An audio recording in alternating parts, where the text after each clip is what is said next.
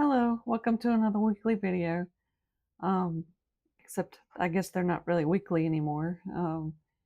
Ever since I've hit my maybe midway through my second trimester and into my third trimester, I just haven't been able to do my videos weekly anymore. I'm still trying to get some in.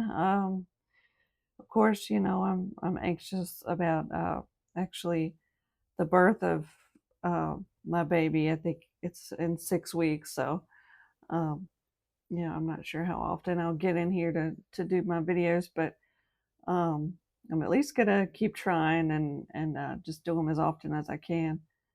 Um, this week I wanted to talk about I guess if you don't know much about Christianity or I guess you could say religion at all. I really wanted to get into why there are so many different types of churches. And I've been a Christian for probably 30 years, something like that. And I've often wondered that myself. I kind of um, have my own ideas, but uh, there's probably reasons that I don't know. I've just kind of had to um, make up my own theories. I've visited many different churches. I guess they're all still considered Christian, but there's so many titles when you get into Christianity. Christianity, that's what I call it. But I don't really know if people have their own words for stuff. You'll hear people say they're Baptist or Methodist or that type of thing. And I consider them Christian, but I don't know. I don't know what they would call themselves. And To me, Christian is just anybody that believes in God. Um, and Jesus. Um, I think those are the two elements to being a Christian. Um, but there are a lot of questions. I think. Well, I could see there being questions of like why there are so many churches and if there's like this umbrella of Christianity, um, why are there different, if you want to call them divisions? Like I said, Methodist, Baptist, uh, Christianity is considered a um, division sort of now. There's non-denominational um, Catholics, I think, believe in God. Episcopalians, um, you know, it's probably very confusing from an outside perspective. Um, Even being a Christian, I have found it confusing, especially when you go visit different churches. It could be, for me, it was always confusing because if we all believe in God, I don't know why we are taking different routes to God, or um, if you want to say having different types of services to meet with God. Um, I guess I always kind of didn't understand that, but on the other end, I do understand because um, people can have different styles. I guess that's the way to put it. And I guess the styles were clashing so much that people just had to um, kind of branch off and create their own thing. Um, you'll see more structure and routine in several different different types of, I'll just call it Christianity. You know, Methodist, Catholic, Episcopalian, Baptist. A lot of them have a lot of structure to them, but like like anything else, um, I've seen different types of Baptists. I've seen Baptists that don't have structure.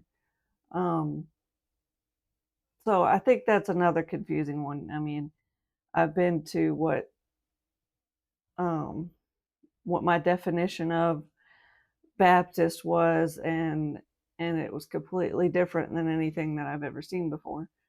Um, so sometimes you'll find that, like, I know this sounds strange, but you'll find that if you go into a Baptist service, it'll feel like um, a Pentecostal service. Um, and the best I can tell you is to kind of look them up on your own. And unfortunately, like I'm trying to say, it's not really a one definition fits all.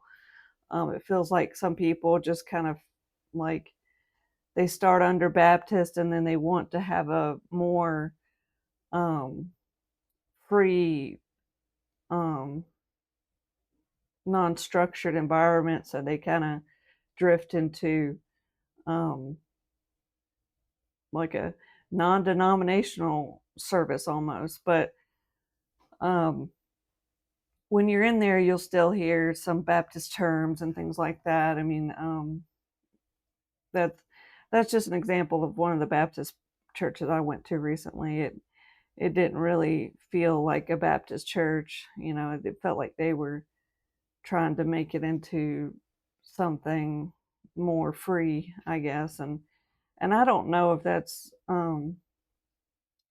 what a lot of people are trying to do these days. Well, I can't say a lot.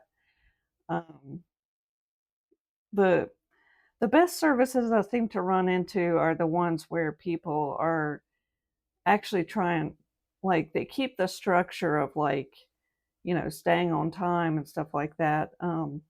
But they try to give more freedom to beliefs, and you know not everybody has to wear a dress and stuff like that. And there are a lot of things to go into with each branch of Christianity.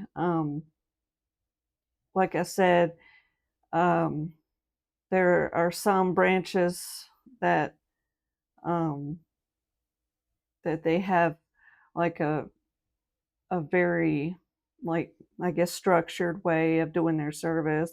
Like, they're going to have three hymns that they sing as a service, and they're going to have, you know, their 15-minute sermon in the middle, and then they're going to have like readings.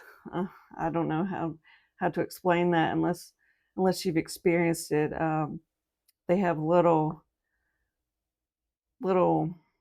paragraphs that you read that kind of like reference the Bible um, in the hymn books. So they have their readings, and then there's some services I've been to,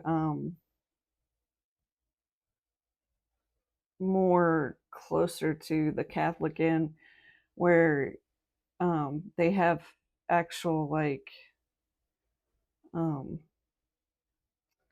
I can't think of the name of them, but they're little kneeling things that you could, little, almost like stools that you could pull out from under the pews, and you have to kneel like 4 times during the service and pray.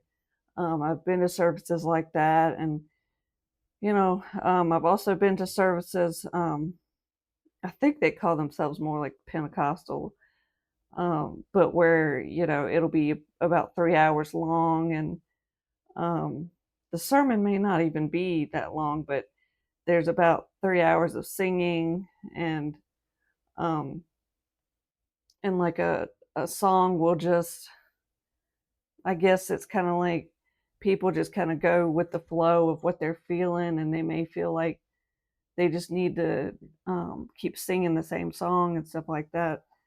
Um, but anyway, let me wrap it up here.